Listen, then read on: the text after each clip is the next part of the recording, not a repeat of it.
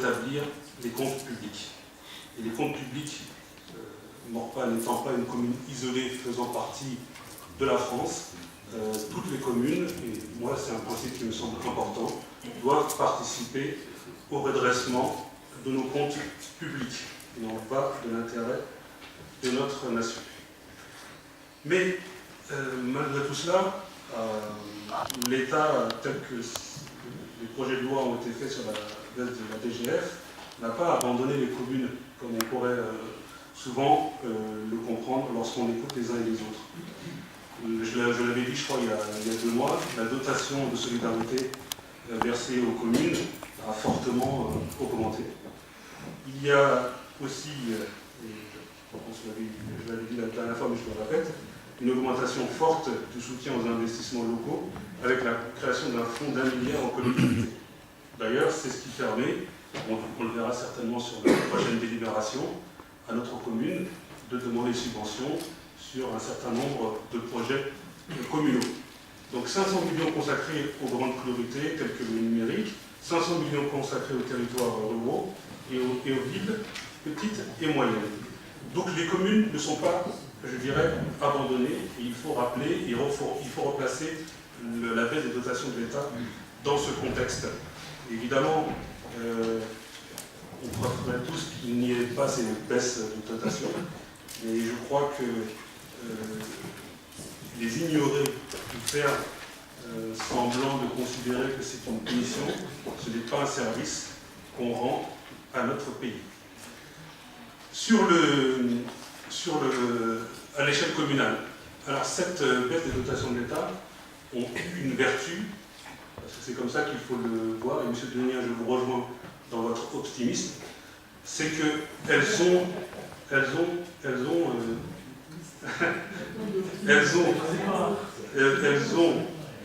contribué, M. Denien, à une réflexion globale de toutes les collectivités pour être beaucoup plus efficaces au regard de leurs dépenses et de leurs recettes sur la gestion municipale. Elles ont été forcées, c'est clair et net. Mais en tout cas, ça a contribué à freiner ce que la Cour des comptes disait déjà l'année dernière, à une dépense frénétique des collectivités locales, pas il y a 2-3 ans, mais sur les 15 dernières années. Donc il faut, je crois, aussi regarder cet aspect, le voir comme ça a permis de réfléchir sur des mutualisations, sur un meilleur fonctionnement, une optimisation communale au niveau du budget. Alors, sur notre budget à Maurepas, il y a une chose que je regrette, mais peut-être que vous allez y apporter la réponse, c'est qu'on ne parle pas beaucoup des associations, qui sont le cœur battant de notre dynamisme et de notre solidarité. Il y a, nous avons fait les comptes, nous les donnerez tout à l'heure, mais une baisse significative, je ne vais pas redonner les chiffres parce que c'est pas la peine, par secteur, surtout sur le secteur social, à toutes les associations de Maurepas. Et cela, lorsque l'on met cela en rapport avec ce que Pierre disait tout à l'heure sur les priorités, par exemple sur les jardins, que je trouve très bien, il n'y a pas de souci. Mais sur les priorités, lorsqu'on baisse les subventions aux associations de manière massive, moi ce qui me semble être d'abord la priorité, c'est de pérenniser les subventions aux associations et ensuite regarder ce qu'on peut faire à côté. Et lorsque les subventions aux associations, surtout sur le volet social, baissent, moi je m'inquiète. Sur le guichet unique, j'avais une question à vous poser. Nous sommes aujourd'hui à l'ère du numérique. Beaucoup de collectivités en fait, travaillent pour avoir une communication entre les habitants et la collectivité au travers des supports informatiques, des sites internet, etc. De plus en plus, les Français d'ailleurs se déplacent de moins en moins pour assurer des actes administratifs.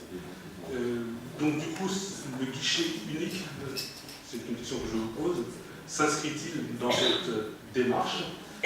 Auquel cas, pourriez-vous nous donner plus de détails sur la rénovation qui sera faite en travaux et sur les 800 000 euros? Merci. Alors, plusieurs choses, c'est un conseil pour répondre.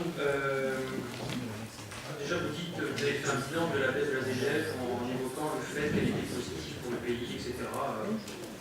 Évidemment, tout le monde doit faire des efforts, sauf que, évidemment, je ne suis pas le seul maire, on n'est pas la seule équipe à monter au créneau parce que les collectivités ont de plus en plus de mal à faire face à leurs dépenses ou même à garantir un niveau de service public équivalent. C'est très compliqué. Et quand je vous entends dire que c'est nécessaire, alors j'aimerais vous entendre dire également que lorsque nous proposons des réformes structurelles ou que nous engageons des réformes sur la ville de Maurepas, ne pas crier au loup, ou parce que nous détruisons ici et là des services alors qu'on ne le détruit pas, mais on réforme justement pour faire des économies, parce que la DGF aussi pousse à faire ces réformes structurelles. Donc j'aimerais aussi vous entendre qu'on aille dans le bon sens. Et puis aussi, je tiens à vous rappeler qu'on n'est pas contre, évidemment, la baisse de la dépense publique, au contraire. Au contraire. Sauf que l'effet de la DGF sur 3 ans est trop violent. D'ailleurs, même le gouvernement a peut-être tendance à revenir dessus, mais ça c'est peut-être pour un petit cadeau électoral, comme pour d'ailleurs l'augmentation du point d'indice pour les fonctionnaires. Tout ça encore à la charge des collectivités, comme l'ensemble des normes qui sont transférées au sein sur le bloc communal. Mais j'aimerais également vous signaler que 16% des communes en 2016, 16% des 36 000 communes de France auront une épargne nette négative cette année. Ce qui est très grave. Ça veut dire être sous tutelle pratiquement de l'État, sauf à augmenter massivement les impôts locaux, ce que fait finalement le gouvernement, puisqu'il souhaite transférer l'impopularité de la baisse de la DGF en augmentant les impôts locaux sur le bloc communal. C'est ça, en fait, ce qu'il souhaite. Et beaucoup de maires n'ont pas le choix de faire ça, parce que certaines collectivités ont des situations financières qui sont dramatiques. Donc j'aimerais aussi que vous soyez d'accord, quand on engage des réformes, que nous allions dans le bon sens, parce que c'est aussi pour l'intérêt général, et c'est aussi parce que nous sommes forcés de le faire, quelque part. Ensuite, vous disiez, vous êtes quoi des polémiques, mais je vous signale que ce n'est pas nous qui distribuons des tracts sur la ville en attaquant la politique municipale. Tout à l'heure, vous disiez qu'il fallait être dans l'esprit responsable, à droite-gauche, etc., qu'il fallait être au-dessus de tout. Mais écoutez, c'est pas nous qui distribuons des tracts en critiquant l'action municipale. Jamais. On a distribué un tract depuis que nous sommes élus sur votre comportement que vous pouvez faire. Jamais. Jamais. Jamais. Oui, bah, sauf que quand on est responsable, oui, mais dans ce cas-là, il ne faut pas venir dire, ah oui, mais il faut être aussi responsable de ses actes et cohérent dans ses actions. Ce n'est pas forcément le cas. Ensuite, pour le guichet unique, oui, en effet, il y a une vraie volonté avec Arwan et l'équipe de moderniser les services publics et de faire des économies au travers de la gestion de relations citoyens qui est la GRC. Arwan, pour vous dire un mot. Vas-y. On va faire une heure dessus parce que c'est compliqué, on le présentera. Monsieur, il y a un partage par rapport à ça. Déjà, la première chose, c'est que c'est très vieillissant. Donc, il y a l'ergonomie des agents qui travaillent au sein de la chaussée. Ça, c'est la première chose. Le numérique, c'est bien, mais ça n'est pas tout le numérique. Moi, je suis désolé, mais si j'ai un décès dans un proche qui décède, je ne vais pas faire la déclaration via Internet. Hein. On va voir les gens, et puis à un moment, il y a un espace de confidentialité, il y a un espace aussi où on a besoin d'intimité. C'est valable aussi pour le mariage, et c'est valable, alors ça c'est pas lorsque ces enfants doivent s'inscrire, on emmène ces enfants à la petite enfance, c'est pareil, c'est des choses qui ont été analysées, les parents ont besoin d'être assurés, parce que c'est le service public, il ne faut pas tout mélanger, c'est-à-dire qu'il y a des choses qui ont été analysées. Depuis fort longtemps, il y a eu une étude interne, une étude avec les agents, parce que dans le groupe de travail et de pilotage, on a mis les agents dedans, parce que c'est eux les premiers à être au service d'eux. Voilà. Et puis pour vraiment répondre sur l'ultra-numérique, effectivement, à travers la GRC, il y aura plein de choses qui vont être dématérialisées. Et du coup, avec les départs en retraite, et puis l'analyse des besoins et la meilleure utilisation des services, à un moment ou à un autre, on aura besoin de moins de personnes. Ça, je le dis, parce qu'il faut assumer aussi ça fait clairement.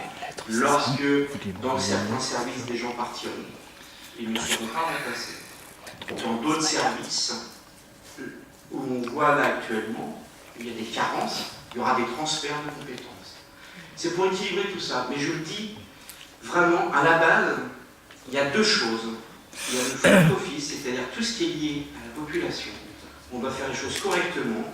Alors, je ne dis pas que c'est mal fait, parce que c'est très bien fait. Il y a un niveau d'accueil, je suis désolé, vous le voyez tous. On passe à l'état civil, les gens qui sont en deuil, et puis l'autre qui annonce un mariage, l'autre couple à côté qui annonce un mariage, qui l'a pas. Quoi. Enfin, donc il y a vraiment une analyse d'accueil au niveau de l'état civil, sur d'autres services. Et au niveau, et le deuxième point, c'est vraiment le confort et l'ergonomie des agents. Juste anecdote pour rigoler, quand il y a des fauteuils, ils ont 22 ans d'âge, des fauteuils de travail, où les agents travaillent dedans, 22 ans. Voilà. Je m'en pose personne, c'est comme ça, c'est juste ça. Donc il y a une réflexion. Oui, il faut l'assumer, on le fait, mais ce sera vraiment avec plaisir que nous présenterons l'ensemble du projet une fois qu'il sera fini. Est-ce que j'ai répondu à vos inquiétudes, M. Van? À vos questions alors? Merci. Sylvestre. Oui, Monsieur le maire, on a déjà parlé tout à l'heure. Donc vous parlez tout à l'heure de DGF, ce n'est pas nouveau. Sûrement ce n'est pas nouveau, mais disons que les engagements sont quand même relativement massifs, je pense que vous voulez en convenir aussi. Massif et remettre une main en cause l'équilibre budgétaire de beaucoup de communes, on l'a dit tout à l'heure, à peu près 16% en 2016. Alors, certes, sur l'effort que la France a besoin de faire, contrainte d'ailleurs par la communauté européenne, oui, il faut qu'on rallie les 3% d'endettement. Nous sommes à 2100 milliards et 65% de cette dette est détenue par des non-résidents français. Donc effectivement, tant que les taux des marchés sont faibles, aujourd'hui sur les marchés c'est parfait, le jour où ça remonte, on aura un remboursement d'emprunt qui ne sera plus autour de 45 milliards mais qui pourrait doubler. Et donc là effectivement on aura un vrai problème, donc c'est bien anticipé. Le problème c'est que ce désengagement il est massif. Et on verra d'ailleurs ce mot massif tout à l'heure, il est massif. Et le problème, c'est que nous avons des charges qui sont relativement rigides, en fait, sur un budget communal. Et donc, on ne peut pas amortir aussi rapidement, en fait, ce désengagement. Et donc, effectivement, il y a de la fiscalité, en fait, il y a un hauteur de désengagement qui permettrait de rééquilibrer le budget. Donc, effectivement, c'est des chantiers structurels. Les chantiers structurels, d'ailleurs, prennent du temps sur un budget communal, comme dans une entreprise, d'ailleurs. Donc voilà. Au niveau des associations, on en a parlé un petit peu parce que finalement l'enveloppe est ISO, donc on ne s'est pas beaucoup étendu sur la question. Vous dites massif, faites attention aux mots. L'enveloppe est quasiment ISO entre 2015 et 2016 sur l'enveloppe des associations. Il y a une petite baisse qui est liée à la mise à disposition des offices, mais c'est tout. On verra tout à l'heure avec M. Leroy. Et une deuxième information aussi, vous dites que l'État compense en abondant l'investissement à hauteur d'un milliard d'euros, donc avec deux enveloppes distinctes, effectivement, de 500, de 300 et 200. Sauf que cette enveloppe, elle va venir abonder un budget. Vous savez qu'il y a une étanchéité entre le budget de fonctionnement et d'investissement. Donc il va abonder le budget d'investissement, mais pas pour autant, là où on a un problème d'ailleurs, le budget de fonctionnement. Monsieur Van, vas-y. Juste par rapport à l'effet massif. Vous savez, lorsqu'il y a eu ce débat à l'Assemblée nationale,